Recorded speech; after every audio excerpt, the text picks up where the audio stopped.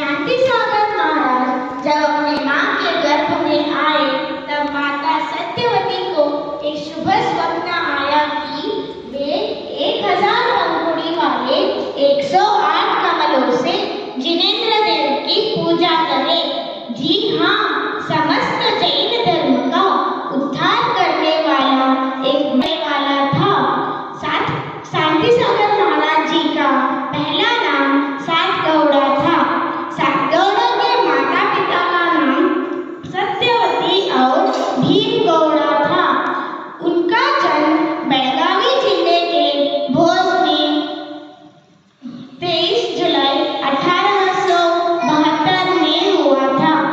बचपन से ही उनका शरीर बहुत बलवान था कि वो मुनिराजों को अपने कंधों पर बिठाकर दूध गंगा और पंचगंगा नदी पार करवा देते थे। उनका शिक्षण तीसरी कक्षा तक हुआ था। 18 साल की उम्र में वे देवेंद्र कीर्ति महाराज से ब्रह्मचार्य दीक्षा लेकर 40 वर्ष अपनी माता पिता के सेवा के साथ घर के काम और खेती करते थे। 41 साल की उम्र में जब उनके माता पिता गुजर गए तब वो देवेंद्र कीर्ति महाराज से क्षुल्लक दीक्षा लेकर क्षुल्लक शांति सागर बन गए।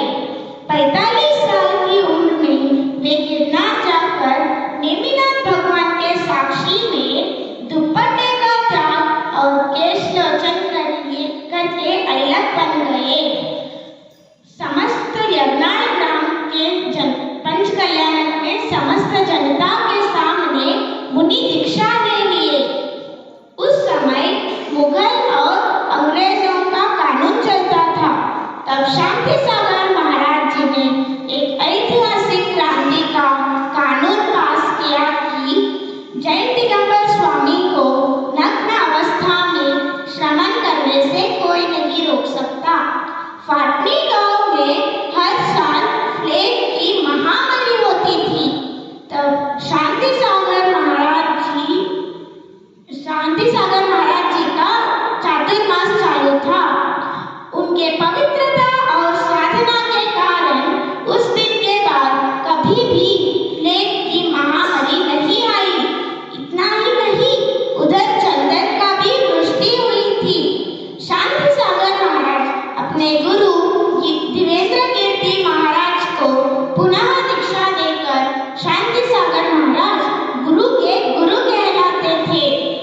ऐसे ही मुक्तगिरी, सोनगिरी, द्रोणगिरी और श्रवणबेळगोळ में जब वे तपस्या के लिए बैठते थे तब शांति कई बार सांप उनके शरीर पर चढ़ जाते थे और शेर भी उनके सामने कई घंटों तक बैठते थे। उनका मुनि जीवन 35 साल का था, जिसमें उन्होंने 9338 बार निर्जल मतलब बिना पानी पिए उपवास किए थे और 3 बार सिंहानिष्क्रिय तप किए थे। इसका मतलब एक आहार एक उपवास, एक आहार 2 उपवास, ऐसे 9 उपवास रहते थे और खत्म होने के बाद फिर से एक आहार 9 उपवास, एक आहार 8 उपवास, ऐसे चलता रहता था। शांति सागर महाराज जी का समाधि मरण 18 सितंबर 1955 में कुंथलगिरी में हुआ था। उनकी अंतिम बोल यह थी कि भगवान की वाणी पर विश्वास रखो, उनके एक एक शब्द से मोक्ष पाओगे, इन पर विश्वास करो। सत्य वाणी यही है कि आत्मचिंतन से सब मुमकिन है, इसलिए आप भी आत्मचिंतन करो। ऐसे मेरे शांति सागर मुनि महाराज को मेरा कोटि कोटि नमोस्तु नमोस्तु नमोस्तु। धन्यवाद।